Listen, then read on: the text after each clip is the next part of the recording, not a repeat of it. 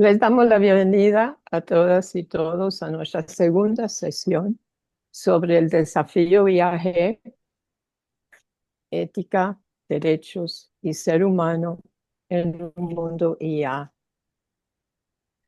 Las cosas no se hacen solas y la unión hace la fuerza. Este curso virtual tiene el apoyo y la colaboración de varias instituciones que trabajan la perspectiva, el futuro.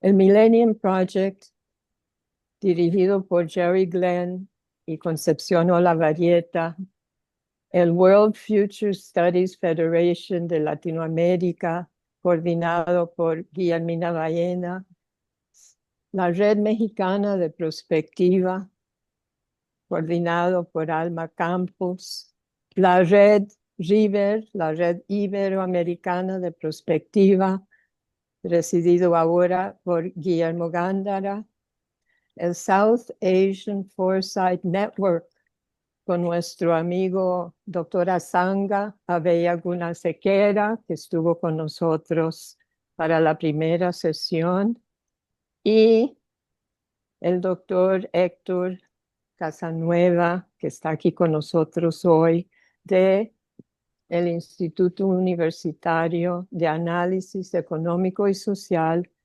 de la Universidad de Alcalá. Todos nos están ayudando y nos han apoyado en el proceso de planificación de este curso. Le damos la bienvenida al doctor Héctor Casanueva de Chile y España, investigador del Instituto Universitario de Análisis Económico y Social de la Universidad de Alcalá, coordinador de la Cátedra de Prospectiva Estratégica y Relaciones Internacionales del Instituto de Estudios Internacionales de la Universidad de Chile, ex embajador de Chile en Ginebra ante la OMC y en Montevideo ante la ALADI y el Mercosur. Miembro del Comité de Planificación del Millennium Project, cofundador y director del Consejo Chileno de Prospectiva y Estrategia y vicepresidente del Foro Académico Permanente América Latina y el Caribe, Unión Europea. Querido Héctor, considerando todo lo que estás haciendo en el mundo, estamos muy, muy agradecidos a recibirte hoy. Voy a pedir a todas y todos que apagan sus micrófonos y sus videos, porque estamos grabando, tenemos muchas personas inscritas, pero no todos pueden venir. Entonces, para tener un video muy claro para ellos y para el futuro, vamos a dejar solamente al doctor Héctor en la pantalla. Gracias. Estamos en sus manos. Bien, muchas gracias, querida Jan. Muchas gracias a todas y todos quienes están participando y asistiendo el día de hoy en esta reunión. Y el agradecido realmente, Jan, soy yo por esta oportunidad, por la invitación a compartir con todos ustedes algunas, sobre todo algunas reflexiones y lo que fundamentalmente creo que yo puedo aportar en esta materia es tal vez una panorámica de cómo está la situación hoy de la inteligencia artificial en el mundo, tanto desde el punto de vista de su desarrollo, de su aplicación, como de las distintas orientaciones y movimientos regulatorios que se van produciendo cada vez más, afortunadamente, para ir avanzando entonces hacia un marco, en lo posible, ¿no? Un marco global ético, instrumental, bien, por supuesto, innovador, de lo que es la inteligencia artificial. Y cuando estamos hablando de inteligencia artificial, claramente nos viene a la memoria, y yo no voy a incursionar en ello, puesto que vamos a tener en este curso la intervención de Jerry Glenn, que es el especialista, el experto y la persona que más está contribuyendo en esta materia. Estamos hablando de una inteligencia artificial que ya ha pasado de la inteligencia artificial limitada o estrecha, y es la que ya estamos viviendo cotidianamente desde hace 10 años, menos, más, y que ya ha ido pasando hacia otros estadios de desarrollo y de aplicación, sobre todo a partir del año pasado, hace 2 años, cuando irrumpió la inteligencia artificial generativa, que ha venido a revolucionar aún más este campo, y que cada vez está siendo más utilizada en diferentes ámbitos de la vida e incluso en la vida cotidiana, no solamente desde el punto de vista profesional o desde el punto de vista académico o de negocios. Y esta inteligencia que va pasando de la inteligencia artificial estrecha, como decíamos, en esta clasificación que lúcidamente ha hecho el Millennium Project y fundamentalmente Jerry Glenn, ¿no? De la artificial estrecha a un tipo de inteligencia artificial que llamamos general, que es el objeto además de este curso, pero que ya su desarrollo exponencial va acelerando eh, todo este, estas aplicaciones hacia lo que podría llegar a ser una superinteligencia artificial, que sería el otro estadio de estos tres tipos de inteligencia artificial, ¿no? Que han sido establecidas en taxonomía, parte del Millennium Project. Entonces, cuando estamos hablando de inteligencia artificial, estamos hablando efectivamente de esta situación, de esta realidad. Y lo primero que yo quisiera señalar a este respecto, que cuando estamos hablando de esta herramienta, yo prefiero llamarla así, ¿no? Herramienta de la inteligencia artificial, eh, hay algunas, digamos, y desde mi punto de vista, hay algunas cosas que decir sobre esto, que puede ser un poco provocador, pero lo primero que quisiera señalar de que a mí me parece que este término de inteligencia artificial, que ya está instalado y que se ha producido y se ha popularizado, y que ya es imposible tampoco que vayamos por mucho análisis técnico y específico que hagamos, este término no va a cambiar, y ya estamos hablando de inteligencia artificial de manera cotidiana, todo el mundo lo habla, todo el mundo lo dice, todo el mundo lo menciona. Un término que fue, todos lo sabemos, introducido en un momento determinado en el año 56, en esta reunión que hubo en Dortmund, para ver la posibilidad entre varios científicos de crear algún sistema que permitiera que las máquinas, en este caso estamos hablando de los ordenadores, pudieran tener un comportamiento similar al humano. Y el tema para mí es muy clave, esta, esta especificación, un comportamiento similar al humano, no estamos hablando de un comportamiento humano. Y esto tiene que Nadie ser se entiende. claramente analizado y visualizado, porque en mi opinión, la inteligencia artificial no es ni inteligente ni artificial. Primero porque si nos atonemos a lo que entendemos por inteligencia y lo que la comunidad científica, el pensamiento filosófico, incluso, consideran los atributos de la inteligencia, aquellos atributos fundamentales que distinguen a los seres humanos no están presentes en esta herramienta informática que denominamos inteligencia artificial.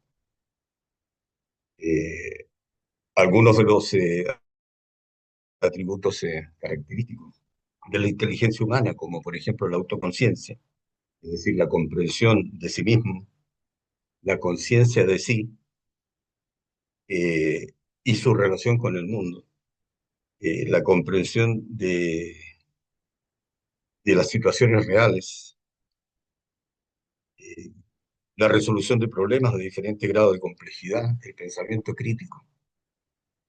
En fin, son ciertos atributos propios de la inteligencia, la única inteligencia humana, la única inteligencia que podríamos denominar así, y que no están presentes en la inteligencia llamada inteligencia artificial. Y en segundo lugar, como digo, no es ni inteligente ni artificial, tampoco es artificial. ¿Por qué no es artificial? Porque claramente todo lo que se genera a través de esta herramienta, por muy sofisticado que sea, por muy complejo que sea, por muy rápida que sea la respuesta, no deja de ser una reacción a lo que es alimentado por la inteligencia humana, por el ser humano. No es artificial. Todo eso se produce debido a los insumos, a la alimentación, a los parámetros que son introducidos dentro de esta herramienta y en estos procesos.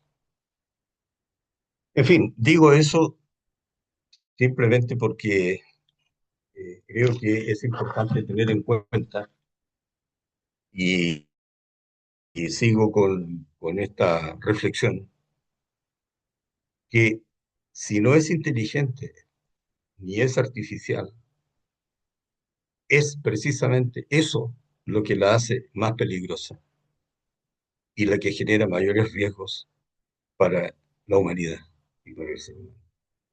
Porque al final de cuentas, una herramienta, un instrumento de estas características y con esta tremenda potencialidad, pero que finalmente, al fin de cuentas, responde a los parámetros que son establecidos por quienes la, la crean, por quienes la desarrollan, eh, al final de cuentas pasa a ser un instrumento que si no está debidamente regulado, y cuando hablamos de regulado, no estamos hablando de regular una máquina, estamos hablando de regular el comportamiento humano que alimenta este tipo de instrumentos, este tipo de herramientas de tremendas características y de tremendo impacto. Ejemplos, por ejemplo, el caso de las armas letales autónomas que son dirigidas por inteligencia, entre comillas, artificial, pero que en realidad no tienen, obviamente, esa capacidad de discernir situaciones determinadas, sino que solamente responder a comportamientos programados por quienes lo han hecho, lo han programado. Un ejemplo entre miles de ejemplos. Un ejemplo dramático en la guerra de Gaza hace unos meses, un arma de estas de inteligencia artificial, guiada por inteligencia artificial, un dron que atacaba determinados objetivos militares, confundió un objetivo que era un convoy de ayuda humanitaria con 7 cooperantes, lo confundió eh, con un objetivo militar y atacó a este convoy, muriendo los 7 cooperantes. La explicación que se dio en ese momento fue de que se había tratado de un error de identificación. Error de identificación que obviamente es cometido en la medida en que este dron, esta herramienta, este instrumento, tiene una programación determinada con unos ciertos parámetros de los cuales no tiene posibilidad de salirse y no tiene capacidad de discernimiento. Esto me recuerda, y yo creo que muchos nos recordará, el caso de lo que se llamó el caso del hombre que salvó al mundo, que fue un militar eh, ruso, Stanislav Petrov, que en los años 80, estábamos hablando en ese tiempo, este evento de inteligencia artificial, pero sí, sin embargo, tenía a su cargo el monitoreo de los riesgos de ataques misilísticos que pudieran provenir de otras partes del mundo hacia la Unión Soviética. Y en un momento determinado, los sistemas de alarma indicaron de que se habían lanzado desde Estados Unidos unos misiles hacia la Unión Soviética. La respuesta estaba preestablecida. Al detectarse misiles que venían, se generaba inmediatamente, se iba a generar una respuesta equivalente por parte de Rusia o la Unión Soviética. Este militar dudó de la información que estaba siendo recibida por los computadores y en lugar de activar la respuesta automática, eh, investigó, eh, comprobó varias veces la información hasta darse cuenta de que esa información era equivocada porque había habido un fallo en el sistema. Si contamos con una herramienta como actualmente se denomina la inteligencia artificial y que tiene este tipo de capacidad de respuesta, obviamente que se habría producido una hecatombe nuclear. En fin, dicho esto, esto no quiere decir de que no haya que preocuparse, sino todo lo contrario, por lo que yo digo. Efectivamente, si no es ni inteligente ni artificial, pero es una herramienta que tiene esa enorme y tremenda capacidad de generar respuestas, eh, pero siempre sobre la base de la alimentación que ha recibido, tiene que ser objeto de una regulación. ¿Y dónde poner el acento de esta regulación? ¿Dónde poner el foco de la gobernanza de la inteligencia artificial? Si consideramos los riesgos, las amenazas, también, por supuesto, las potencialidades positivas de este instrumento, de esta herramienta, es difícil efectivamente acertar en el tipo de gobernanza y el grado de regulación que en todo caso es a todas luces necesario concretar. Y, y por eso que a este análisis de fondo están abocados tantos expertos, científicos, políticos, autoridades del sistema multilateral, etcétera. Incluso el Millennium Project, su informe sobre el tema, con las opiniones de 55 expertos y líderes del sector, así lo señala. Eh, el Consejo de Seguridad de las Naciones Unidas ha celebrado ya una sesión sobre la inteligencia artificial como una posible amenaza estratégica.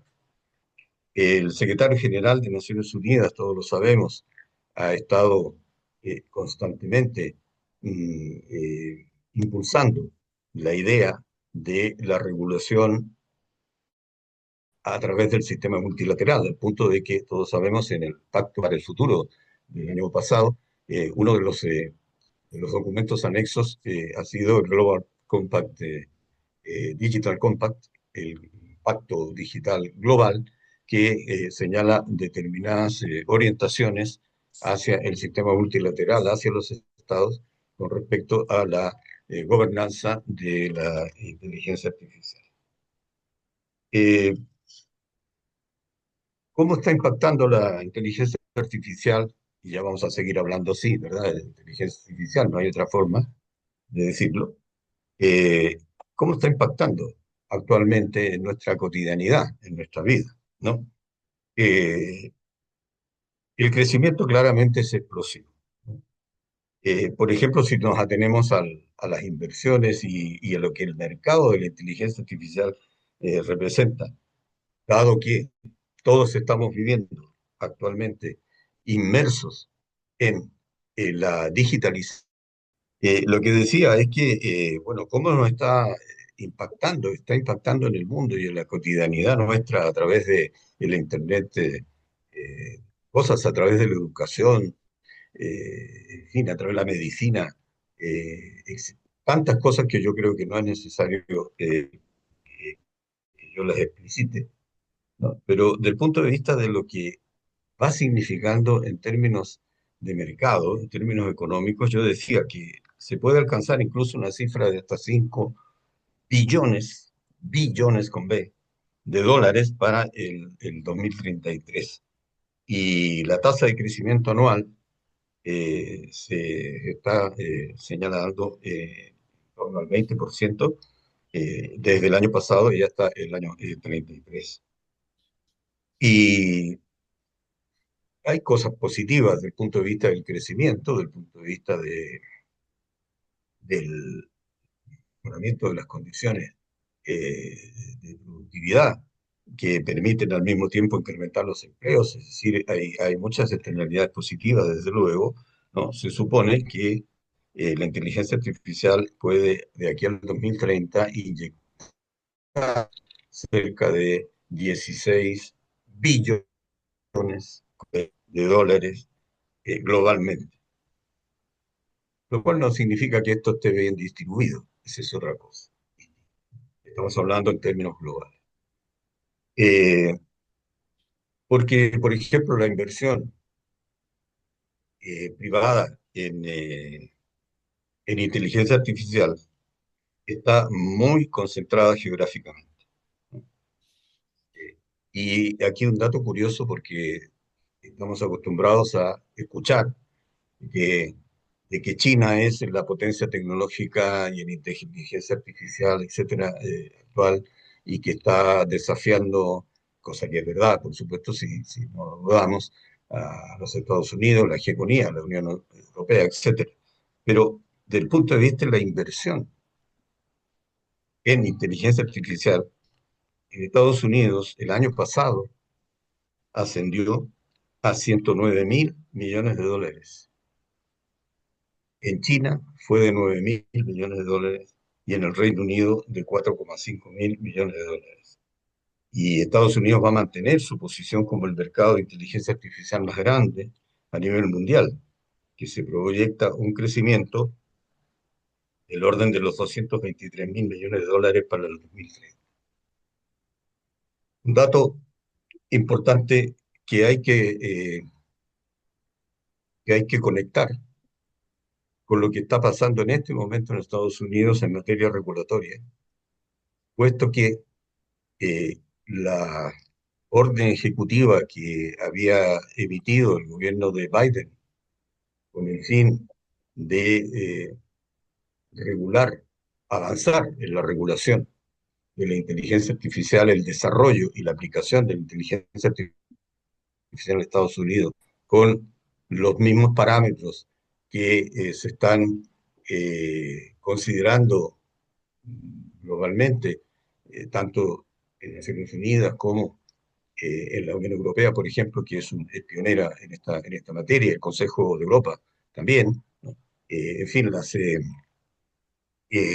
las tres conferencias que ha habido sobre seguridad de la inteligencia artificial, primero la que hubo en el Reino Unido, la segunda que hubo en Seúl meses después y la que hubo en Francia el año pasado, en fin, esos parámetros, más los parámetros estos que se denominan del G7, de los parámetros de Hiroshima, para una ética que avance en una regulación ética de la inteligencia artificial, en fin, todo eso que se fue construyendo por el gobierno de Biden y que significó la orden ejecutiva para generar un marco, eso hoy no existe.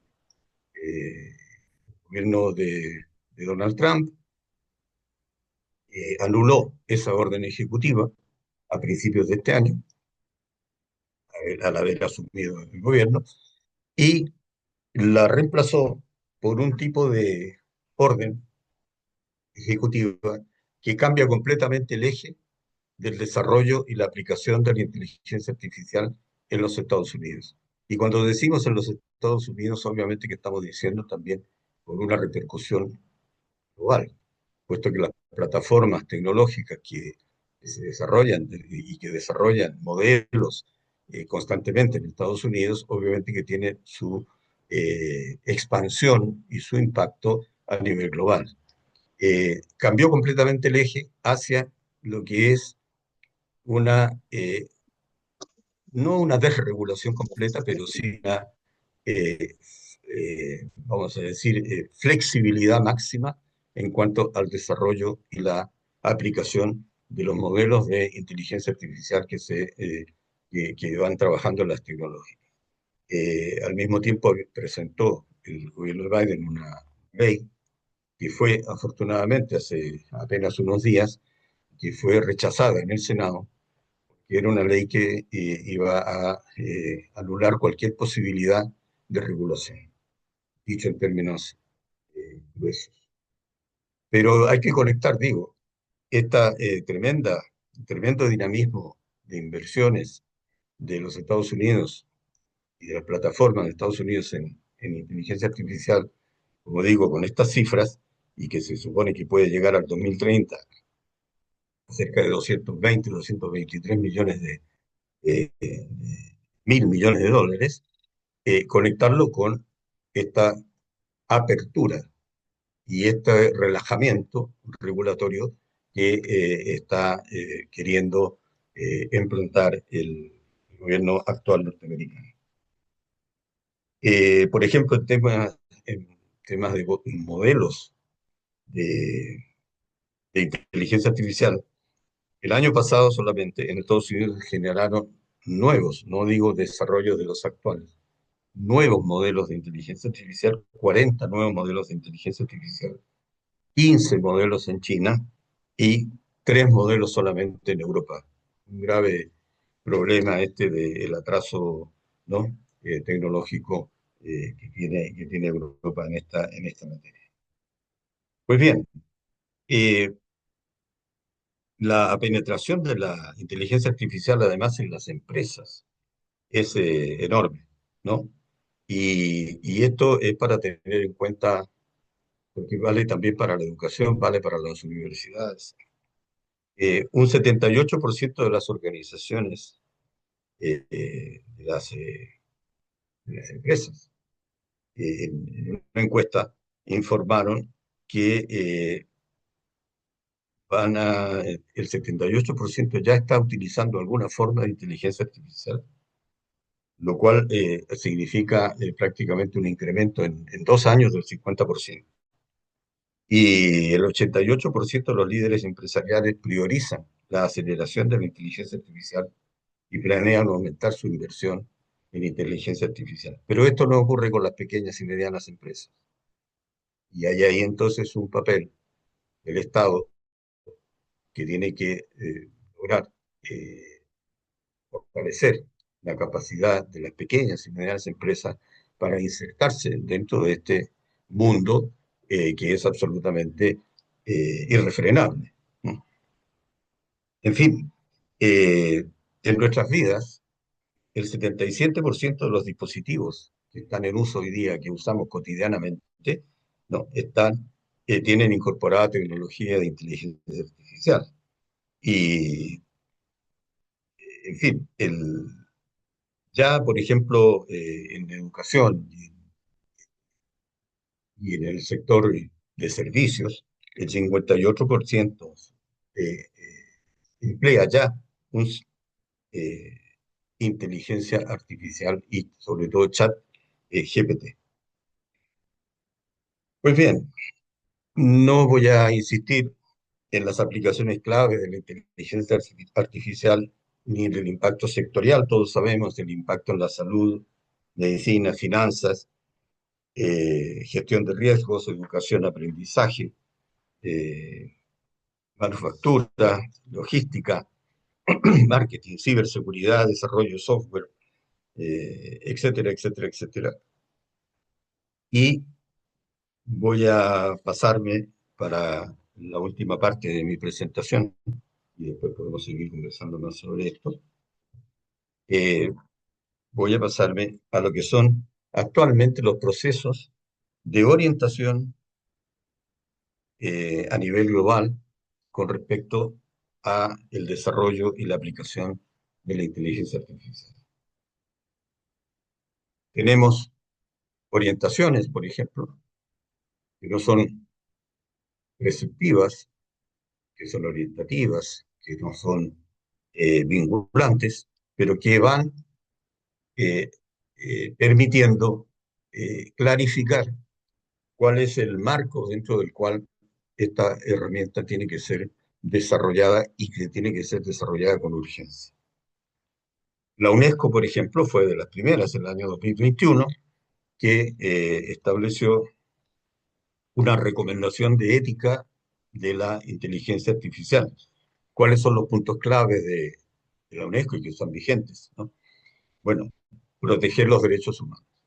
Desde luego, las libertades fundamentales, la diversidad cultural, la igualdad de género, el medio ambiente, la transparencia y la rendición de cuentas.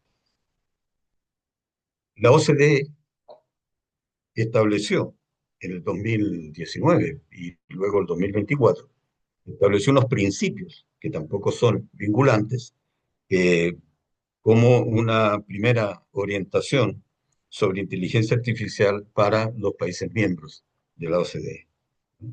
Y estos principios, que son 5 principios, a lo que apuntan es a una inteligencia artificial innovadora, pero que sea fiable, que respete los derechos humanos y los valores democráticos, o sea, muy en la línea de lo de la UNESCO. Fundamentalmente 5 principios: crecimiento inclusivo, desarrollo sostenible y bienestar, respeto al Estado de Derecho, derechos humanos, valores democráticos, transparencia, explicabilidad, robustez y seguridad, y rendición de cuentas. Tiene también algunas recomendaciones la OCDE sobre cómo ir desarrollando entonces este marco regulatorio en los países. Pero además, ya que estamos hablando de ética, eh, el Papa Francisco, en su momento, cuando fue invitado en Italia a una reunión del G7, G7 ya sabemos es no solamente el grupo de países más ricos del mundo y que dan cuenta del 50-60% más del producto mundial, sino que además es el grupo de países que más fabrica armas y vende armas en el mundo. Y muchas de esas armas están siendo desarrolladas con inteligencia artificial. El Papa Francisco ahí dio su mensaje ante los líderes del G7 y junto con hacer un llamado a regular la inteligencia artificial y prohibir las armas autónomas, letales, que ya hemos mencionado, insiste, obviamente, en el respeto a la dignidad humana, a los derechos humanos, a la no exclusión, etc. Y señala un concepto interesantísimo relativo a los algoritmos, que es la algorética. un marco ético de los algoritmos para promover la justicia, la inclusión, la paz al servicio del desarrollo humano. Este término algorética, también fue tomado posteriormente por los obispos latinoamericanos del Islam en su documento emitido hace poco tiempo sobre inteligencia artificial y específicamente relativo a América Latina. En fin, la alta comisionada de las Naciones Unidas en ese tiempo, Michelle Bachelet, el año 2021, incluso solicitó una moratoria en la venta y el uso de los sistemas de inteligencia artificial hasta tanto no hubiera garantías de que esto se estaba llevando por los cauces debidos de respeto fundamentalmente en el marco de los derechos humanos. El documento de CELAM, ya lo dijimos, fundamentalmente se refiere a que la inteligencia artificial, con todas sus ventajas, no signifique al mismo tiempo la, una mayor marginalidad, la marginación de grupos que no tienen acceso, ya sea a la infraestructura o al conocimiento para el uso adecuado de la inteligencia artificial. En fin, eh, tenemos la resolución de las Naciones Unidas, que fue el año 2023, que se denomina aprovechar las oportunidades de sistemas seguros, protegidos y fiables de inteligencia artificial para el desarrollo sostenible. El énfasis en la resolución de las Naciones Unidas, que no es vinculante tampoco, está puesto en el equilibrio entre lo que es la innovación y la regulación. En fin, el Global Digital Compact del Pacto para el Futuro va en la misma línea y tiene que ser además evaluado en la próxima asamblea, ¿no? Y está el proceso de Hiroshima del G7, que es un proceso interesante en el cual voluntariamente las plataformas tienen que, sobre la base de unos parámetros preestablecidos, tienen que indicar qué están haciendo en esta materia para una inteligencia artificial segura. Si ustedes entran en la página de Hiroshima, podrán encontrar ahí en este momento unas 20 o 21 plataformas que han entregado su informe. Entre ellos está Google, entre ellos está Microsoft, en fin, de las principales OpenAI, de las principales plataformas. Y en términos ya más globales, tenemos tres conferencias sobre seguridad, como decíamos, la del Reino Unido, la de Seúl y la de Francia, que más o menos van por la misma línea. En fin, como marco regulatorio propiamente tal, tenemos la ley de la Unión Europea, que es el reglamento de inteligencia artificial de la Unión Europea, que es vinculante, si bien su aplicación está espaciada en el tiempo, todavía tiene 2 o 3 años para ir implementándose, pero es una ley, es una norma vinculante para los 27 países miembros de la Unión Europea. Y la gracia que tiene esta es que además los parámetros que establece son parámetros que están siendo también considerados en posibles regulaciones nacionales en distintos países. Por ejemplo, concretamente puedo decirlo yo en el caso de Chile, en que la ley que se está tramitando en el Congreso es una ley que establece los mismos 4 parámetros para la regulación de la inteligencia artificial. Hay un tratado internacional del Consejo de Europa, que no es lo mismo que la Unión Europea, ¿no?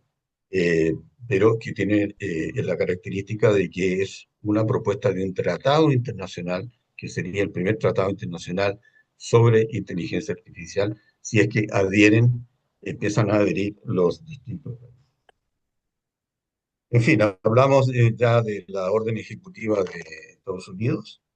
Eh, Están las normas ISO también, que no tienen como eh, mucha propaganda, pero las normas ISO son bien importantes porque las empresas tienen que adecuarse. Ya hay una norma ISO concreta con respecto al desarrollo y aplicación de la inteligencia artificial.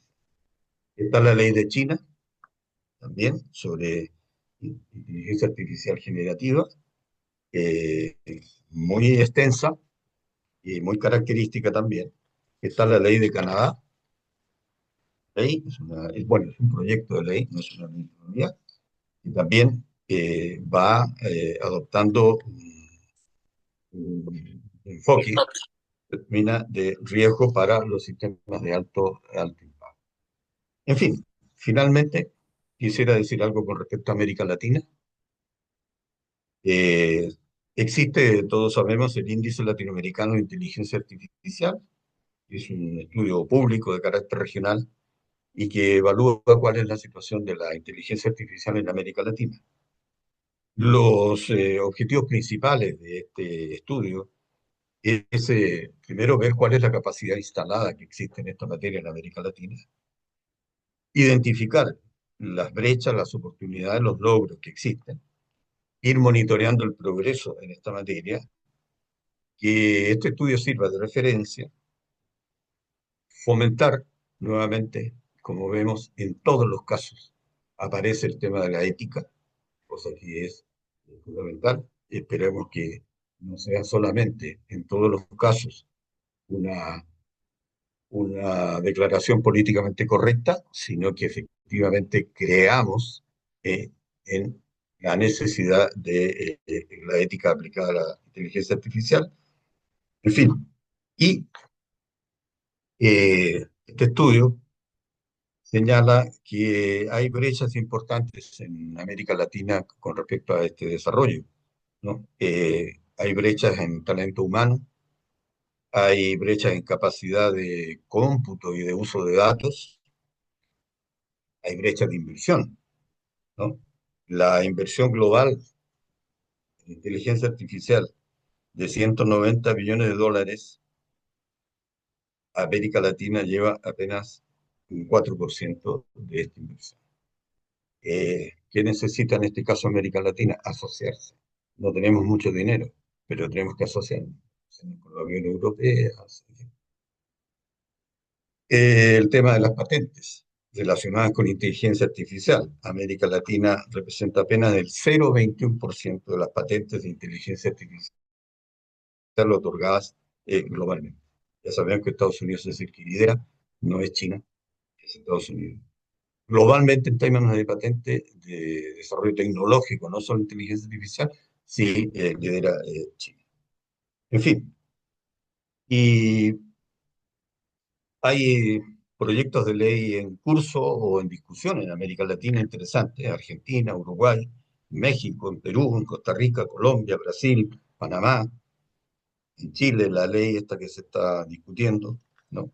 Hay estrategias nacionales que se han ido estableciendo. Hay un dinamismo en América Latina muy fuerte en esta materia y eso demuestra lo que siempre, lo que sabemos, ¿no? Se habla de un poco, por de manera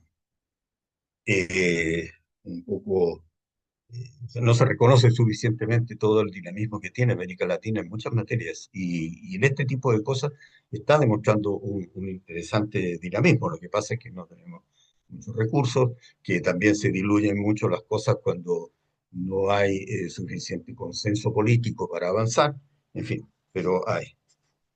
Y por último, querida Jan, amigas, amigos, ¿cuáles son los desafíos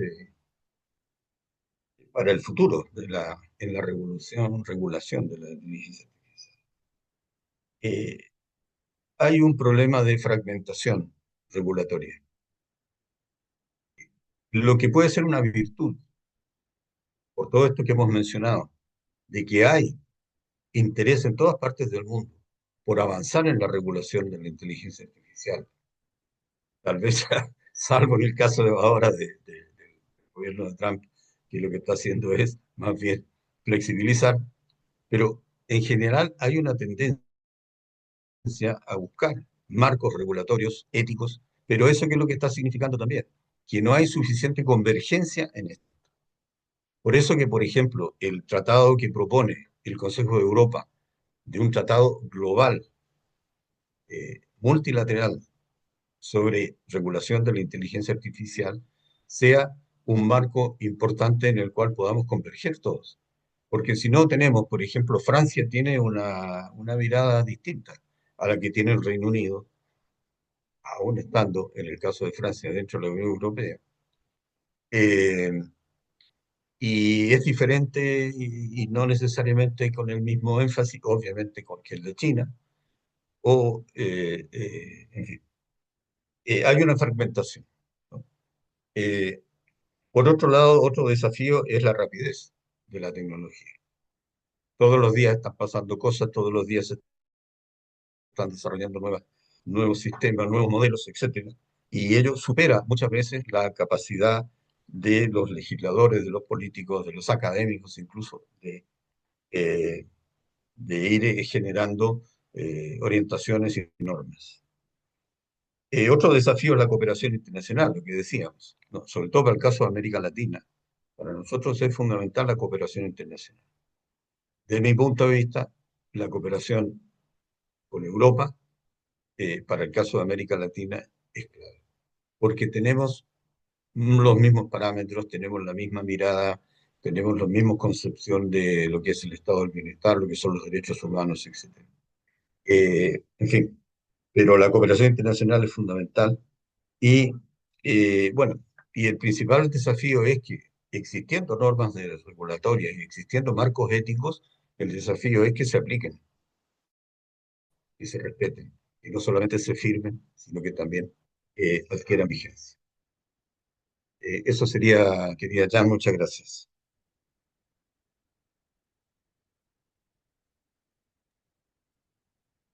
Muchísimas gracias, querido Héctor.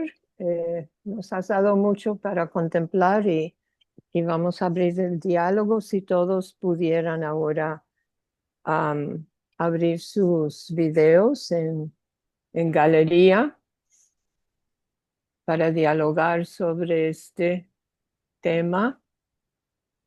Em,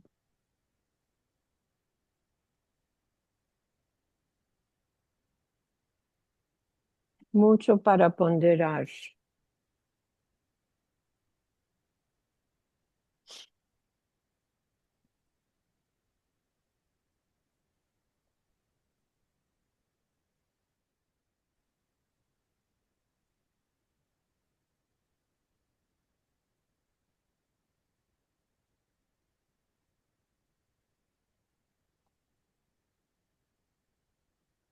Comenzamos entonces.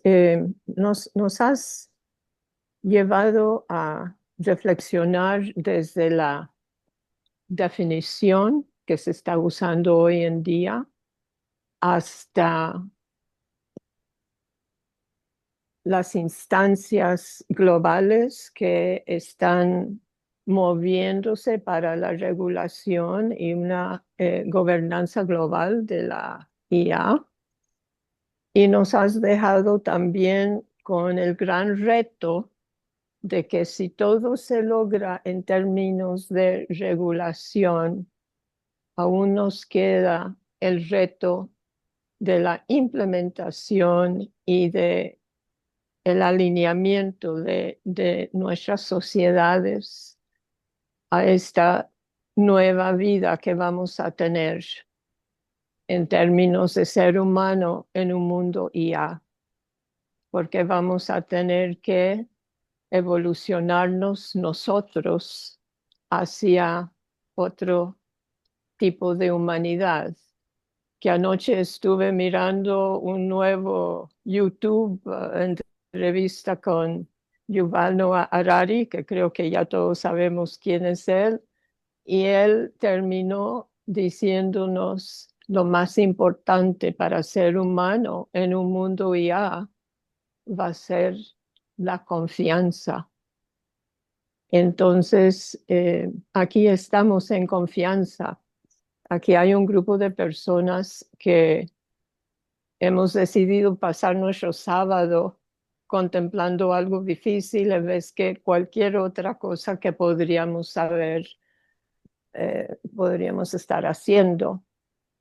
Y eso significa que tenemos una preocupación sobre el tema, pero que también tenemos una gran capacidad de movernos adelante, porque cuando yo miro esta pantalla, yo solamente veo personas totalmente comprometidos con la humanidad, que son todas personas que conozco y quiero mucho. Abrimos el diálogo, por favor.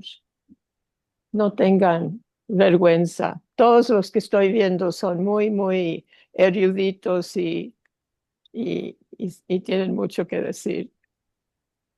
Adelante. Conchita levantó la mano, parece, ¿no? Ay, no puedo ver. Sí, sí, la levanté y el anfitrión me tiene deshabilitada mi imagen. Por Mm. eso no me permite acceder con el video. Ah, Sí, ok. a ver, le ha pedido que inicie mi video. A ver, Ajá. Ahí está. Ahí está. ahora sí ya. Bueno, muchas felicidades, Héctor. Verdaderamente ha sido una conferencia magistral. Estábamos en estos momentos, en particular yo, muy preocupada por todas las acciones de cómo apoyar al Millennium Project en relación con esta moción tan importante que lleva a través de todos los presidentes de de las asambleas de Naciones Unidas. Pero nos has dado un panorama verdaderamente ejemplar sobre los pasos que debemos a seguir, ¿sí? Ahora, una cosa es a nivel gubernamental y otra cosa es a nivel de lo que podríamos decir qué podemos llevar a cabo, y esa es mi pregunta en particular, ¿sí? Nosotros ya que estamos vinculados a aspectos académicos, aspectos institucionales o aspectos parlamentarios para poder acelerar este proceso. ¿Qué recomendarías tú?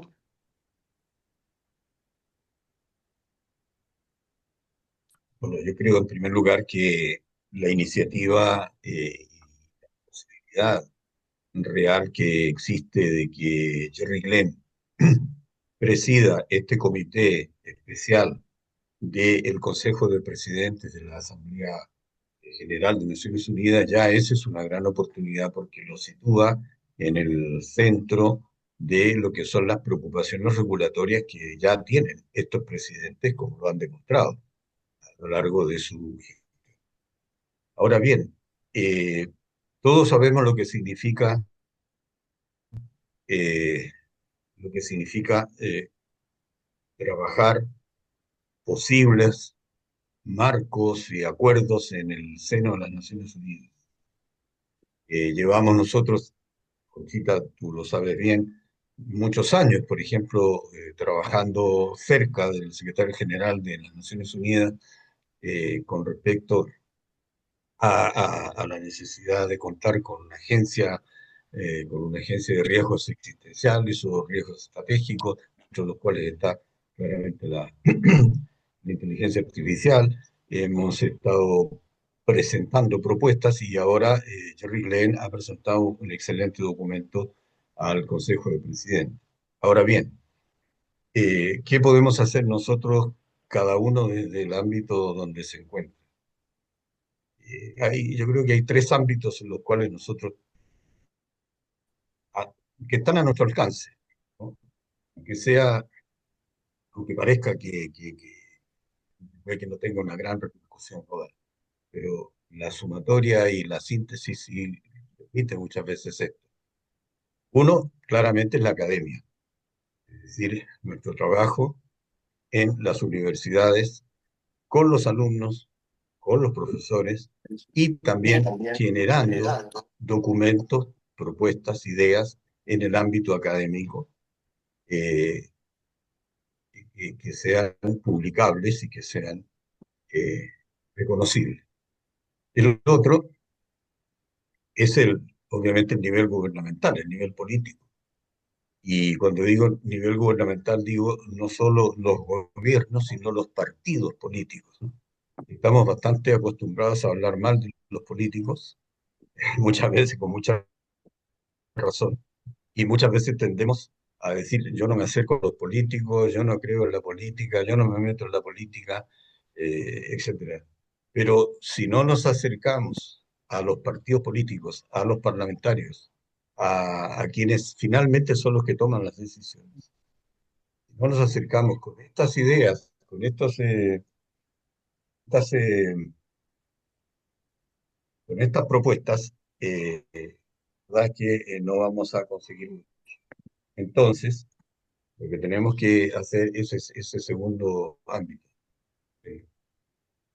Y el tercer ámbito es en lo que ya llamaría la sociedad civil, las organizaciones no gubernamentales, los sindicatos, las juntas de vecinos, los centros de desarrollo local, también, porque les está afectando, no se está afectando la, la aplicación de la inteligencia artificial y la gente tiene que saber en qué consiste, de qué se trata, eh, cómo resguardarse, etc. Me parece que por ahí es donde se me ocurre a mí, es lo que podemos hacer y lo que yo creo que muchos de nosotros ya estamos haciendo. Muchas gracias, Héctor. Felicidades.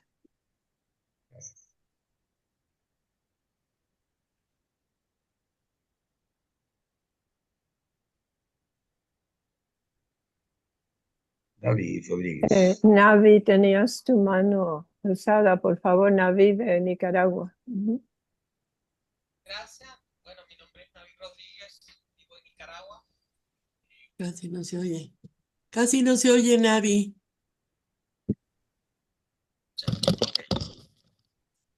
Eh, gracias, Héctor. Ahora sí. Sí. Ok. Gracias, Héctor. Me parece que tu exposición responde un poco a una conferencia que estuve escuchando ayer. Muy acertado todo lo que nos has dicho, nos has alertado y nos has dado las caras positivas y la parte negativa de la inteligencia artificial. Es preocupante, pues, el hecho de que la estén utilizando para fines de guerra, pero ya sabíamos que esto era algo que se miraba en las distopías de ciencia ficción hace 20 años. Eh, hace unos 3 años tuve que dar una conferencia sobre mito y ciencia ficción y estudiar este tema de la inteligencia artificial en las películas norteamericanas. Y uno podía ver este panorama que estás viendo ya desde hace 20 años. Entonces, sobre todo los efectos negativos que esto nos va a traer en relación a la industria del armamento, ¿no? Porque hay demasiados países que están apostando, sobre todo estos países del G7, que están apostando su economía a la industria militar. Esa es una de las cosas que me preocupa, pero yo también he estado pensando en las desigualdades que tenemos en América Latina, porque no solamente van al aspecto de que los jóvenes nuevamente se les está pidiendo que sepan utilizar inteligencia artificial cuando ni siquiera tienen acceso a una computadora y algunos ni siquiera han podido aprender los programas básicos de los años 90. Entonces, las desigualdades que nosotros vamos a enfrentar y la marginalización que vamos a enfrentar en América Latina es realmente preocupante. Y tercer aspecto que realmente a mí me preocupa de la inteligencia artificial, porque hace algunos meses estuve entrando y miraba el efecto espejo. Realmente ella devolvía solamente lo que tiene en una base de datos y no me ayudaba en nada a desarrollar lo que quería desarrollar en ese momento a nivel de práctica, no era, o sea, a nivel de mi propia experimentación. Entonces nos vamos a encontrar con que el riesgo de la inteligencia artificial y su utilización en las academias, como lo decía, y eso fue muy importante que lo mencionaras para mí porque yo he estado escuchando a los maestros, no, es que la inteligencia artificial nos está ahorrando mucho trabajo. Le dejamos una tarea al alumno, la tira la inteligencia artificial y la inteligencia artificial ya se la da hecha. Entonces, ¿cómo estamos colaborando como docentes para que ellos desarrollen realmente pensamiento propio? Y entonces este es un reto. Y bueno, yo pienso que no solamente el reto para los nuevos, para el futuro de la humanidad, no solamente es la confianza, porque en realidad no podemos darle 100% de confianza a que la inteligencia Algo para el artificial. melasma, melasma. Entonces, que la inteligencia artificial 100% va a resolver los problemas de la humanidad. Creo que nosotros debemos darnos un buen margen para el desarrollo de nuestro propio ¿Tenía algún pensamiento, mente o solo para el quieres una? No, desarrollo es de que, la digamos, en el centro me reflexión. mandaron una crema de ácido. Creo que en el futuro lo más difícil va a ser o sea, mm, conservar temas como la creatividad, temas como la imaginación, el hecho de poder hacer y desarrollar no solamente el pensamiento analógico, sino el pensamiento creativo. Entonces, si nosotros nos entregamos 100% a la inteligencia artificial, corremos el riesgo de homogenizarnos y nosotros sabemos que la riqueza de la humanidad precisamente está en sus diferencias.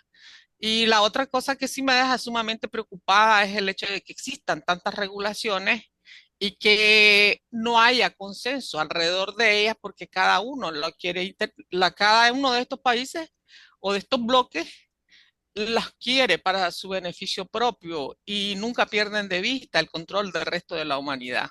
En- en- m- He recibido muchas respuestas y muchas gracias, Héctor, pero también recibí más preocupaciones de las que ya tenía con la inteligencia artificial. Claro que sí. Sí, bueno, yo no puedo agregar nada a lo que has dicho porque efectivamente coincido y creo que todos coincidimos con ese enfoque y con esa preocupación. Y lo que tenemos que hacer es seguir trabajando, como digo, cada uno en su ámbito, para ir avanzando hacia un marco común. Difícil, ¿no? Déjeme contarle algo. Estas tres conferencias sobre seguridad de la inteligencia artificial, que la primera se hizo en el Reino Unido, eh, la segunda se hizo en Seúl, la primera se hizo en el Reino Unido, participaron cerca de 27 países, participaron empresas, las principales plataformas participaron allí, se generó un consenso, por decirlo, de hacia dónde había que apuntar, basado fundamentalmente en lo que ya sabemos, los derechos humanos, el respeto a a la diversidad, etcétera, etcétera.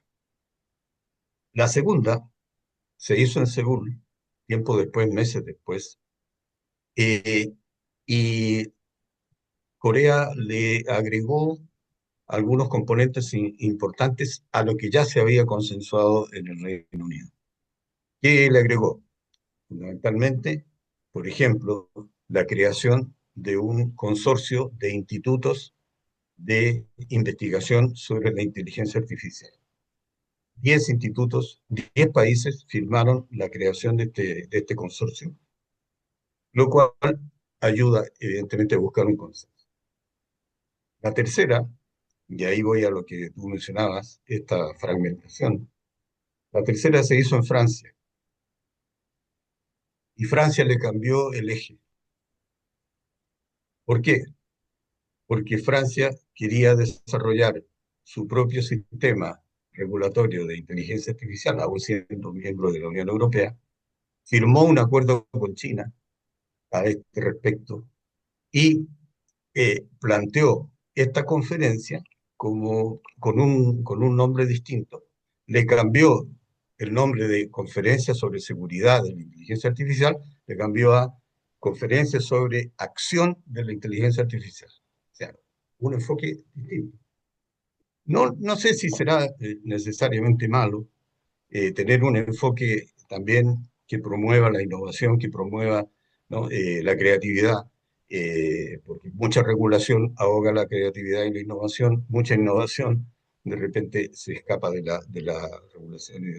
Pero, pero a lo que voy es eso, o sea, cuesta de todas maneras encontrar esos consensos globales, ¿no?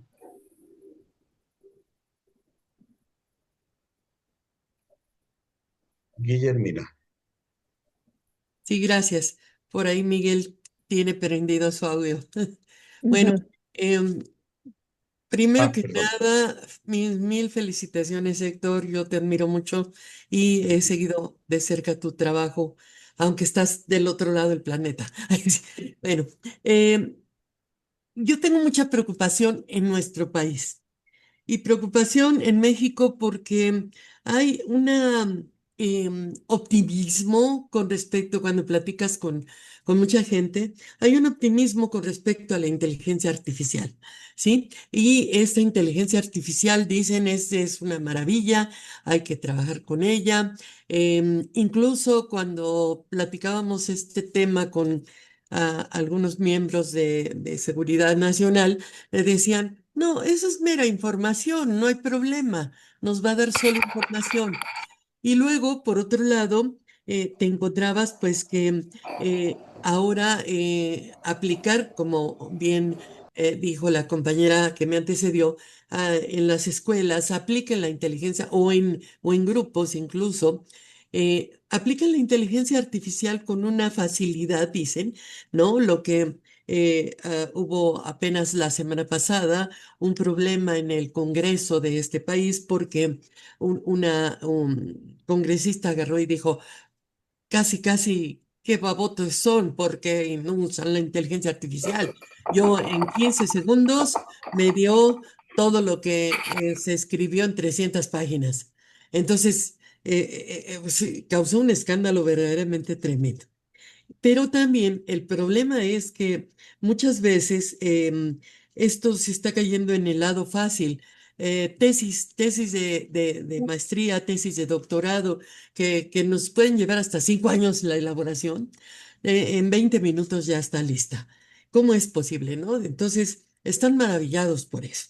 Por otro lado, la sociedad civil, ¿no? Empieza a hacer movilizaciones por cualquier cosa. Estas cuestiones no tienen una información suficiente. Hay mucha ignorancia y mucha opacidad con respecto al optimismo, mucha opacidad con respecto a qué va a pasar si seguimos aplicando inteligencia artificial. Y por otro lado, tienes a los tomadores de decisiones, que primero le tienen bastante miedo a los académicos. Casi en la medida que estemos lo más lejos posibles, nos tienen separados, ¿no? Y no quieren oír muchas veces esto. Y como no estamos invirtiendo en inteligencia artificial, pues eso es una de las pocas cosas que les interesa promover. Hay muchos problemas en esto. Y pues tienes en la escuela que hay una brecha efectivamente tremenda entre lo que se enseña y que esto en términos de diagnóstico, dices, pues sí, es un diagnóstico verdaderamente pesimista, pero parece, en términos de futuros, es una carrera de a ver quién gana. Si nuestra capacidad como seres humanos para poder regular, detener y aplicar adecuadamente la inteligencia artificial, o si la inteligencia artificial nos va a ganar, ¿no? Esta, digamos, sería el momento en el que estamos parados, pero el momento en que como futuristas y como prospectivistas, no podemos quedarnos ahí, ¿sí? Porque es el equivalente a qué quieres, la colisión o el colapso, ¿no? Y no puede ser esto ya. Como escenario catastrófico creo que ya está bien planteado, pero en términos, digamos, de qué vamos a hacer, ajá, qué estrategias tenemos que manejar, siendo que las circunstancias no nos están ayudando, entonces, ¿hacia dónde tenemos que ir, ¿no? Este es el gran desafío que no podemos dejar abandonado, porque muchos agarran y dejan abandonado, bueno, pues ya, esto es el escenario catastrófico, vamos al colapso, a la colisión, y esperan el fin del mundo sentados, ¿no? Creo que no es esto. Hay que volver a retomar estas ideas con otro enfoque, ¿verdad? No sé qué opines. Totalmente, Guillermina, totalmente. Muy, muy de acuerdo contigo.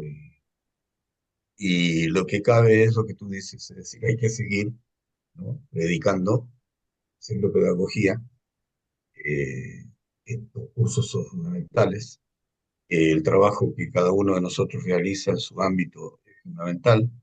Y como digo, tenemos que seguir intentando acercarnos a esos tres estamentos, porque son aquellos con los cuales nos tenemos que aliar para introducir en esos estamentos también la mirada de largo plazo, la mirada de futuro, que es la que nos puede unir a todos. Si el presente nos divide, que el futuro nos una. Diga que tenemos que ir. Gracias. Sergio, seguimos contigo, por favor. Sí, muchas gracias. Pues desde luego me sumo a las felicitaciones. Muy importante el tema por su situación actual y por su trascendencia. Quiero hacer una reflexión sobre el aspecto precisamente de que no es inteligencia y que no es artificial, porque efectivamente la cuestión del tema de la información, yo generalmente comento que la información por sí sola no es conocimiento, es parte del conocimiento. La información, evidentemente, pues es, digamos, como materia prima eh, para la cuestión del conocimiento y de la comunicación. Ah, Quiero, sin embargo, por ejemplo, hacer una similitud entre lo que es el proceso de conocimiento con el proceso de la alimentación, que por ejemplo nosotros luego les digamos o se llega a escuchar el término de tienes un conocimiento masticado, o sea, todavía no lo acabas de digerir. Entonces, a eso me refiero con el proceso de alimentación, en donde tiene uno que masticar, tiene uno que tragar, tiene uno que digerir, para que todos esos nutrientes, aquí llamemos la información, pues efectivamente se procese. Comento que para la cuestión del conocimiento tiene que ver mucho la vivencia, que se experimente, que se aplique, porque si lo escuchamos, tal vez lo podamos recordar. Si lo escuchamos y lo vemos, es posible que nuestra capacidad de comprensión aumente, pero si lo escuchamos, lo vemos, y lo aplicamos, vemos realmente en nuestra experiencia particular, en nuestra experiencia individual, esto que decimos, ok, estamos viendo la cuestión de la comprobación. Ya no nos quedamos nada más en la cuestión de recopilar información, ya implica los procesos de análisis, de deducción, inducción, de reflexión, de resolución de problemas con la cuestión del conocimiento. Entonces, con esto yo lo que quiero decir es básicamente que el asunto siempre, atrás de todo esto, es del ser humano, ¿no? Con cualquier tipo de herramienta. La inteligencia artificial, como dijimos, vamos a llamarla así, porque pues, de momento no hay de otra, pues es, digamos, una herramienta. Tomó lo que tú mismo, Héctor, dijiste que considerabas de la inteligencia artificial.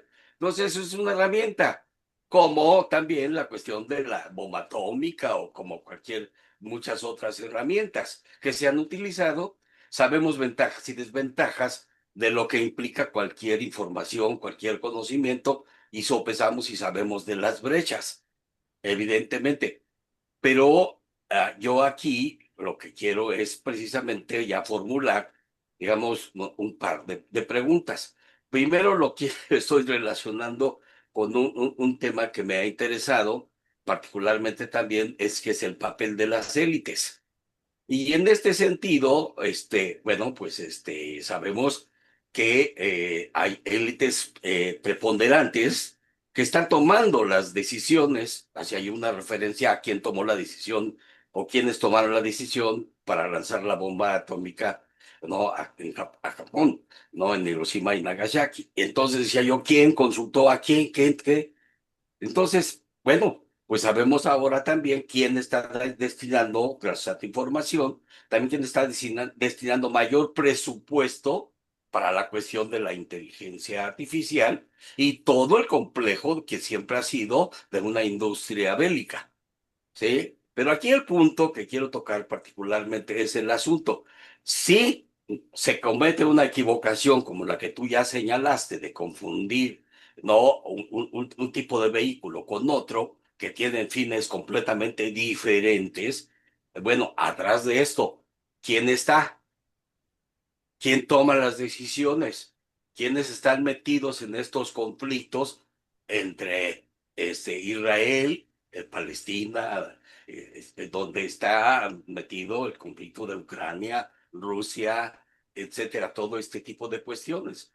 Entonces, ¿quién está tomando esas decisiones que se utilicen ese tipo de armamentos? Esa es una pregunta. Y la otra, ¿cuál es el papel real para la toma de decisiones de la ONU? Gracias. Gracias, Sergio. Difícil para mí responder a eso, que es la central de todo este proceso de construcción del futuro. Y, eh, en estas dos cosas eh, estamos inmersos. Eh, el tema de las decisiones con respecto al uso, al desarrollo, uso y aplicación de la inteligencia artificial, solo pueden, eh, deben depender de marcos éticos y regulatorios adoptados por la comunidad local o internacional. No hay otra forma, puesto que como todos sabemos, y esto me conecta con lo de las Naciones Unidas, todos sabemos que las decisiones que se toman en las Naciones Unidas no son vinculantes, están basadas en el consenso, están entregadas, como se solía decir, al honor de los países, cumplirlas. Así pasa con el Pacto para el Futuro del año pasado, el Global Compact, Digital Compact del año pasado, el de la Declaración de las Generaciones Futuras del año pasado, la resolución que se tomó por unanimidad en las Naciones Unidas sobre inteligencia artificial, el 2023, pero todo eso está entregado finalmente a la voluntad de cumplimiento de los países. No hay una forma distinta, solo por el consenso. Pero yo tiendo en ese, en ese aspecto, Sergio, a de todas maneras tratar de verlo desde un punto de vista optimista basado en evidencias de la historia. Por ejemplo, para mí una de las evidencias mayores de consenso que ha permitido regulaciones, entregas de soberanía, paz, desarrollo, cooperación, es la Unión Europea, con, con todas las dificultades que todavía se le encuentran, con los problemas que hay. Sin embargo, en un momento determinado, Sabes que no te consulté. perdón, en un momento determinado hubo un consenso, se pusieron de acuerdo intelectuales, académicos, políticos, artistas, empresarios, y dijeron, bueno, aquí lo que tenemos que hacer es evitar una tercera guerra, generar un entorno de paz, de desarrollo, de cooperación. eh, Vamos a llevar adelante lo que llamaron solidaridades concretas, pero con un marco, el marco de los derechos humanos, el marco europeo de derechos humanos, etc. Y eso se ha logrado. Eh, Difícil llegar a esos consensos, efectivamente. Hay otros ejemplos que son menos duros, digamos, duros en el sentido de menos potentes, tal vez, pero que han funcionado relativamente. Por ejemplo, la Comisión Nacional o perdón, la Agencia de Energía Nuclear, por ejemplo, del sistema multilateral. No es vinculante, no tiene ningún poder sobre los países, pero tiene, poco a poco, ha ido logrando generar un marco y tener la capacidad de inspección, por ejemplo. Y hacía en el caso de Irán. Lo de Irán, lamentablemente, ha derivado de otra manera con Trump. Pero ahí se había llegado a un consenso entre la Unión Europea e Irán, se había llegado a un consenso incluso en la sesión anterior para que la Agencia de Energía Atómica inspeccionara fuera, viera, en fin. O sea, hay ciertas evidencias que nos pueden ayudar a pensar de que es posible en esta materia también llegar a algunos consensos. Tampoco nos queda otra, ¿verdad? No, Tenemos que creer en el consenso. Es que si no, porque un gobierno mundial no va a existir con las mismas características del Estado. Entonces, solo es mediante la cooperación. Muy bien, vamos a llevar a estas reflexiones a nivel de grupos para poder profundizar un poquito más. Janet nos organizó en 5 grupos de reflexión. Héctor, te vamos a dar unos 20 minutos de descanso. Bueno, muchas gracias. Entonces, Janet, estamos en tus manos y en 20 minutos nos vemos para la plenaria. Esto es el formato. Cada persona toma no más de 15 segundos para presentarse. ¿Quién soy? ¿De dónde vengo? ¿Para qué?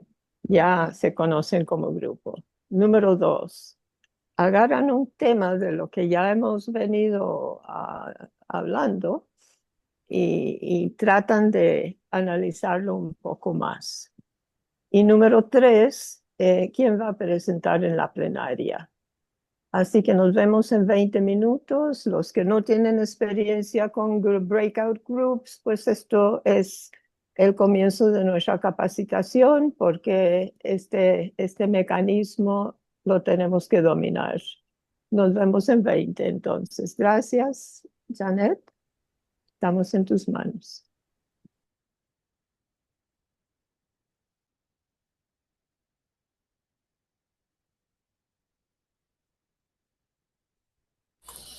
Ya casi están regresando los grupos. Gracias, querida Janet. Perdón, ¿puedo volver al grupo? Porque yo oprimí un botón y salí del grupo. Tranquilo, Raúl. Ahorita en el diálogo abierto todos nos... De acuerdo, de acuerdo. Sí, sí. Pero participaste un rato, ¿verdad? Sí, participé, sí. Sí, perfecto, gracias. Me salí antes porque oprimí un botón allí que... No se preocupe, sí. Me di cuenta, pero yo dije, voy a dejarlo quieto. No, está bien. ¿Listos ya todo en sala principal? Muchísimas gracias, querida Janet.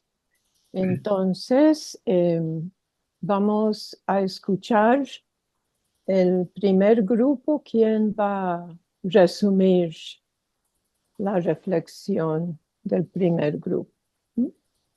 Por dedocracia me tocó a mí. Ajá, ok. Yo que quería hacerlo más democrático, no. Prevaleciendo la dedocracia. Bueno, estuvo con nosotros Adán Carranza, maestro también docente de secundaria y de la Universidad de España, en la UNIR. Por ahí se oye ruido, ¿verdad? Y estuvo con nosotros Luis López Matamba, y en Guatemala realiza una serie de trabajos con adultos y además con niños y adolescentes para que trabajen la educación ambiental. Estuvo también Marta Belacázar, que a pesar de sus 43 años de docencia, se jubiló y no tienen ni idea la cantidad de trabajo que está haciendo. Entonces, no es conveniente jubilarse.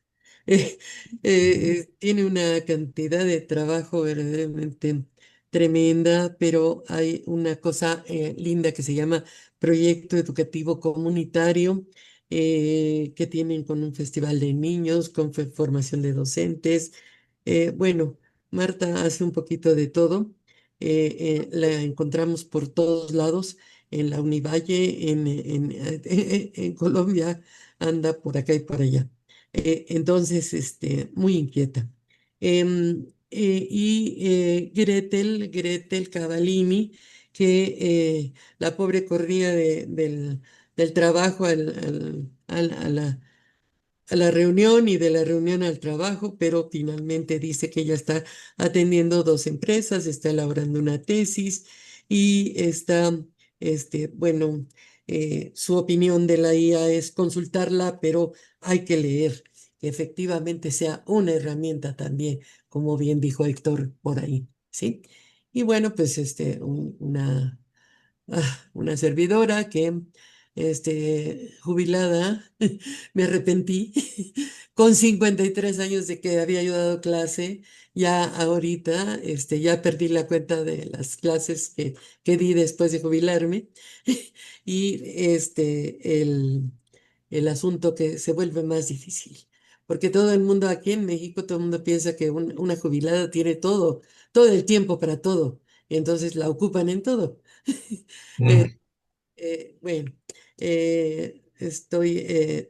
tengo una licenciatura en comunicación, en información, se llamaba cuando yo estudié hace muchos años, y una maestría en administración pública y un doctorado en estudios latinoamericanos.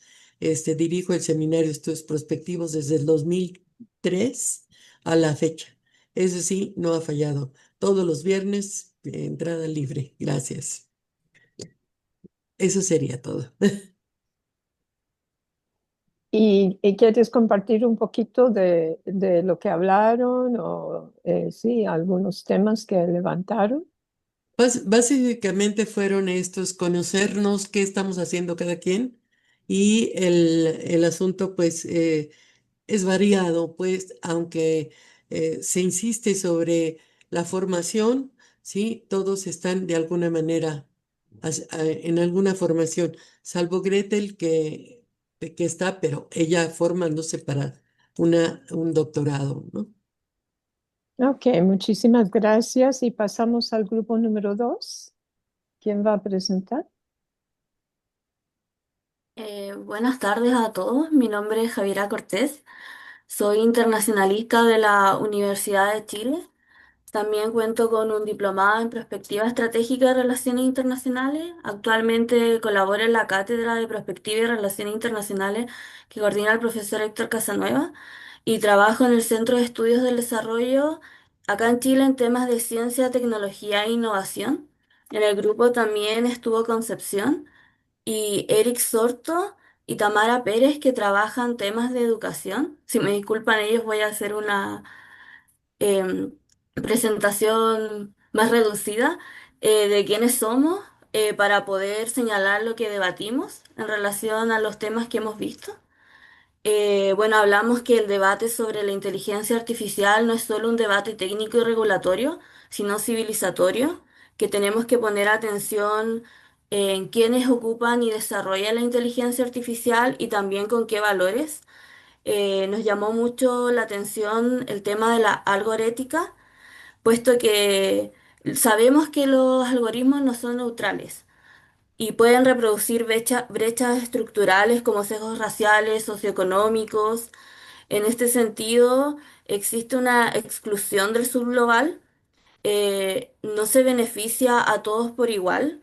Esto podría llevar incluso a lo que se puede denominar un colonialismo digital, ya que tenemos potencias como Estados Unidos y China que dominan estos temas y el sur global se queda bastante atrás, por lo tanto ellos imponen los algoritmos, las prácticas y al no haber una regulación, esto queda bastante difuminado al final a lo que las empresas deciden. Por lo tanto, creemos que un marco de gobernanza debe ser inclusivo y orientarse hacia la democratización de la inteligencia, fortalecer las capacidades, lo cual se puede hacer a través de la cooperación internacional y vincularlo con los objetivos de desarrollo sostenible y los compromisos para los jóvenes y las generaciones futuras, ya que como esto avanza inmediatamente y tan rápido, no sabemos las consecuencias que ni siquiera esto tiene para nosotros, pero tenemos que pensar también en las futuras generaciones y tener conciencia de los riesgos y peligros de la inteligencia artificial en la docencia y para niños, niñas y adolescentes. Eric también comentaba de la brecha entre el desarrollo humano a la ciencia, perdón, y el derecho humano a la ciencia y la adquisición de esta tecnología. Existe una preocupación por esta falta de marcos regulatorios en distintos países de nuestra región para poder aprovechar las oportunidades y avanzar en alfabetización digital, para que las personas también entiendan la inteligencia artificial, no solo la apliquen, sino entiendan los conceptos que existen detrás de ella, y para que al final desarrollen capacidad crítica, pensamiento crítico para cuestionar e incidir en su desarrollo con la finalidad de que tengan agencia política. Finalmente pensamos cómo la gobernanza global en inteligencia artificial puede beneficiarnos a todos, y ahí comenzamos a avanzar en pensar cómo se pueden asegurar los beneficios compartidos del desarrollo tecnológico, incluir a múltiples actores. Muchas gracias. Muchas gracias, Javiera. Ujú. Seguimos entonces con el tercer grupo, por favor.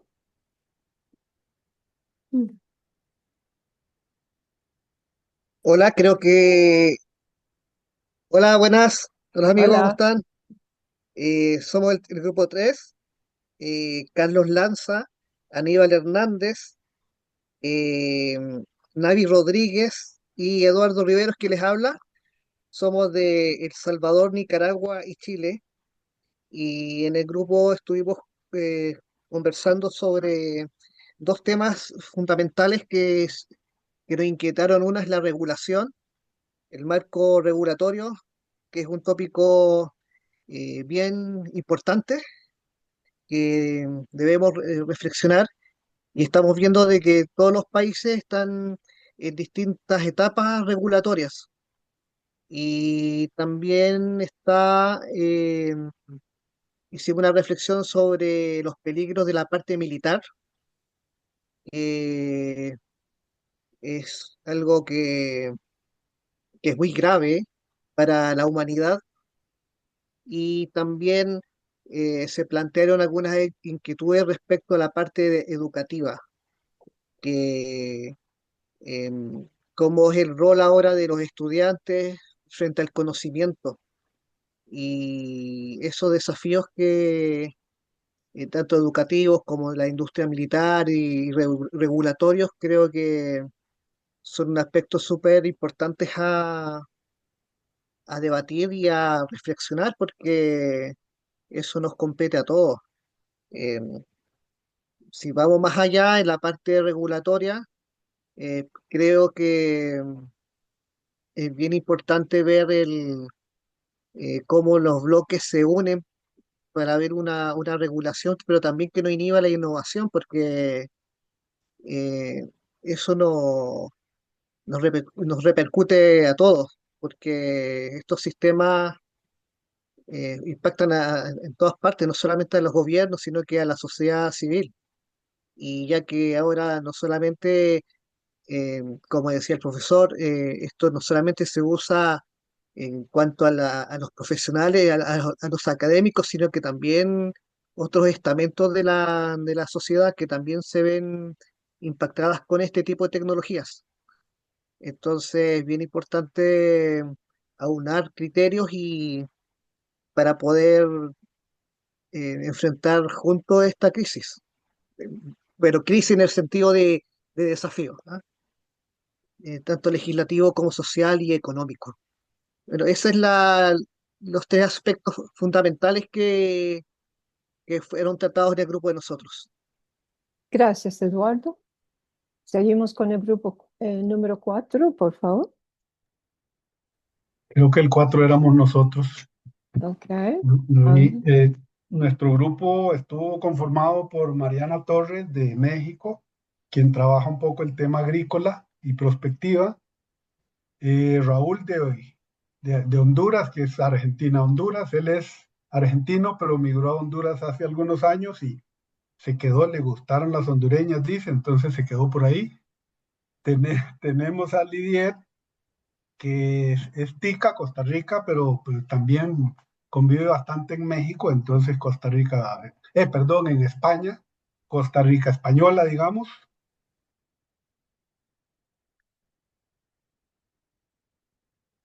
Tu micrófono, Ángel. Qué Tu pena, micrófono, qué Ángel. pena. Yo ya iba llegando al final. Perdón, les comentaba que nuestro grupo estuvo conformado por 5 personas: Mariana Torres de México, quien trabaja un poco el tema del sector agrícola y la prospectiva; Raúl, que es un argentino que migró a Honduras hace bastantes años y pues le gustó quedarse en Honduras, le gustaron las hondureñas, dice el hombre, y entonces se quedó ahí, hizo su vida ahí. Lidiet, Costa Rica, que también convive mucho en España, entonces de hecho hoy está en España. Tenemos a María Elena Rúa, que es colombiana y trabaja el tema de un poco de arte y prospectiva. Interesantemente combina esas dos disciplinas. Y este servidor, Ángel Ortega, de la Universidad Nacional, que pues trabajo como docente en la U. Hablamos mucho más de nosotros, pero pues no apunté mucho y por primera vez no los conozco en detalle. Entonces, más bien voy a tratar de decir algunas temáticas fuertes, que fue lo que se habló desde la disciplina de interés. Y lo que se hablaba fundamentalmente es que si hay grandes intereses de invertir en grandes corporaciones internacionales en el tema de inteligencia artificial, es porque hay grandes intereses económicos por detrás. Y se hablaba de intereses económicos y sobre todo de guerra y de control social, decía el compañero hondureño. Eso implica que, pues, por supuesto que hay muchas utilidades que se le pueden dar a la inteligencia artificial desde la perspectiva de la investigación, desde la perspectiva de la docencia.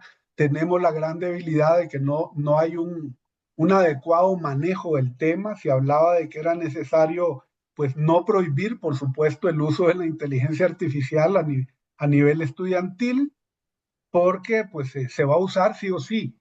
Lo importante es que desde los centros educativos exista algún tipo de orientación para un uso adecuado, intentando pues hacerlo de la manera éticamente posible, aunque también se cuestionaba el tema de ética, puesto que se está utilizando para guerras.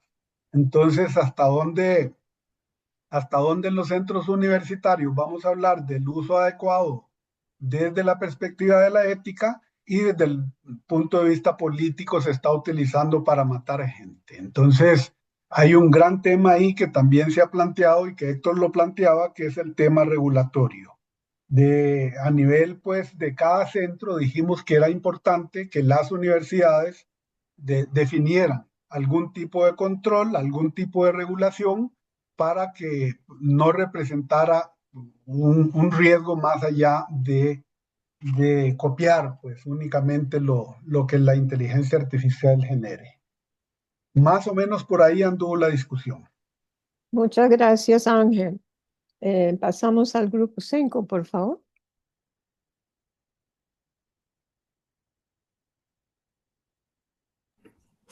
Si gustan, puedo compartir los comentarios. Gracias.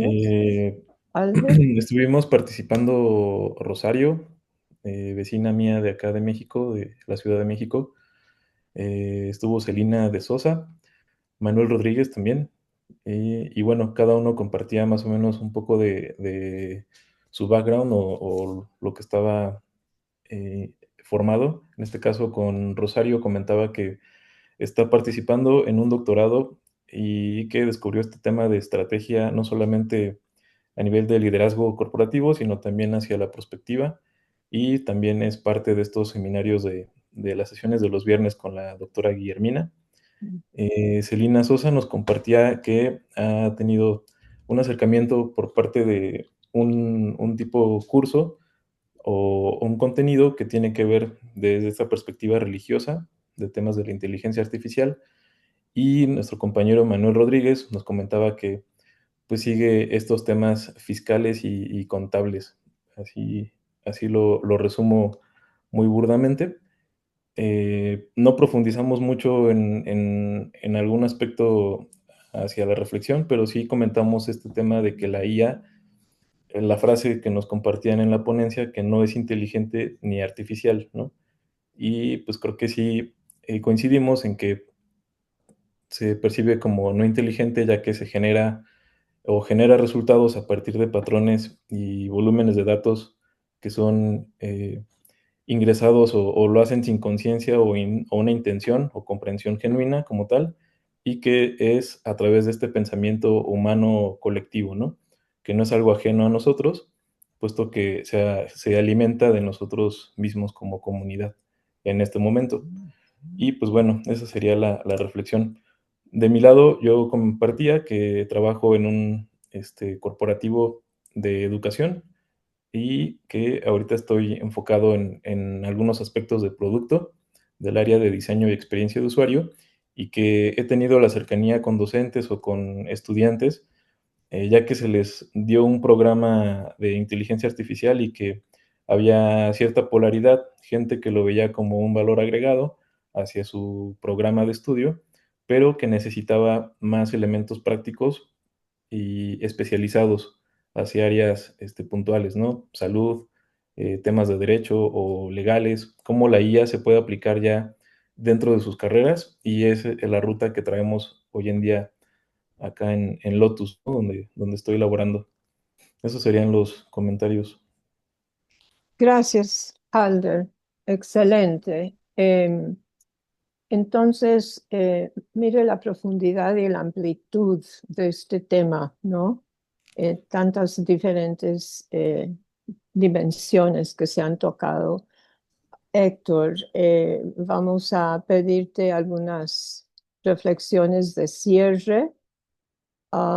Y después vamos a tener un receso de unos 5 minutos, y los que están en los grupos de trabajo y quisieran hacer preguntas, consultar algunos asuntos conmigo, tendremos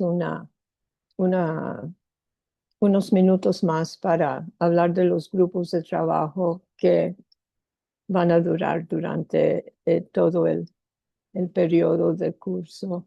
Héctor, estamos en tus manos. Muchas gracias. Gracias, Jan, y nuevamente muchas gracias a todas y todos por este espacio en el que poder compartir acciones, ideas, información, y recibir también de parte vuestra, como he recibido ahora, ideas, reflexiones también en torno a este tema. Y lo que no quisiera yo es que quede la impresión, no estoy equivocado, pero que no quede la impresión de que la inteligencia artificial es algo malo per se. Es una herramienta, es un instrumento fantástico y que tiene esa enorme capacidad debido a el desarrollo algorítmico de procesar grandes cantidades de información, que además con la computación cuántica se va eso a multiplicar exponencialmente, y eso aplicado bien, aplicado éticamente, aplicado para el beneficio de las personas, va a traer grandes avances y solución de problemas para nosotros, para la humanidad, para nuestros hijos, nuestros nietos. En medicina, por ejemplo, claramente. En productividad, para aumentar la productividad y crear más empleos.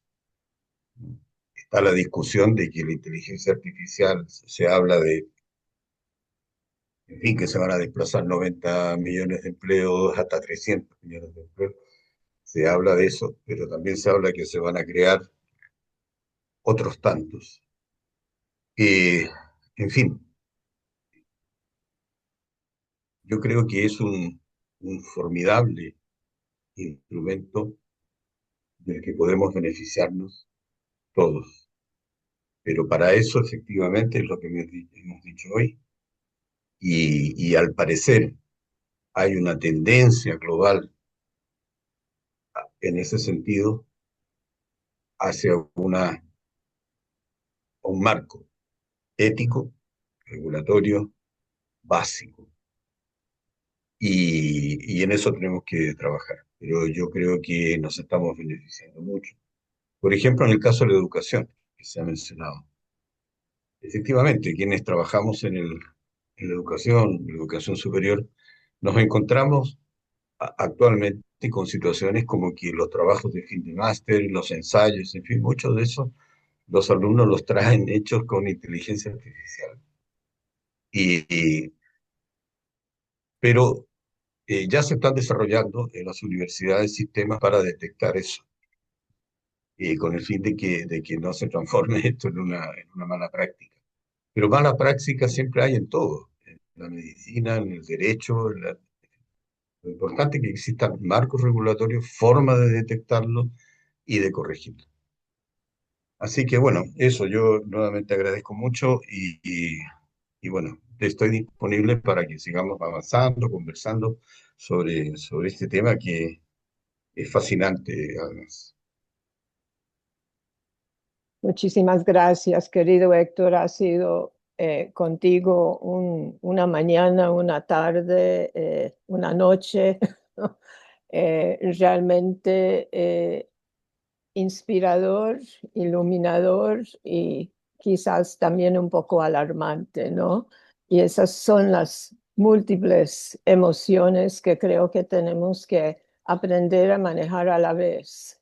Y eso es la madurez, ¿no?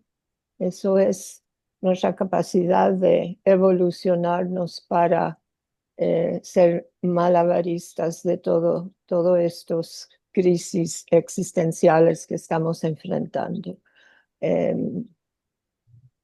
Vamos bien acompañados y usted nos ha dado un gran impulso, un gran impulso. Y por eso realmente estamos muy, muy, muy agradecidos. Muchas gracias. Bien, muchas gracias.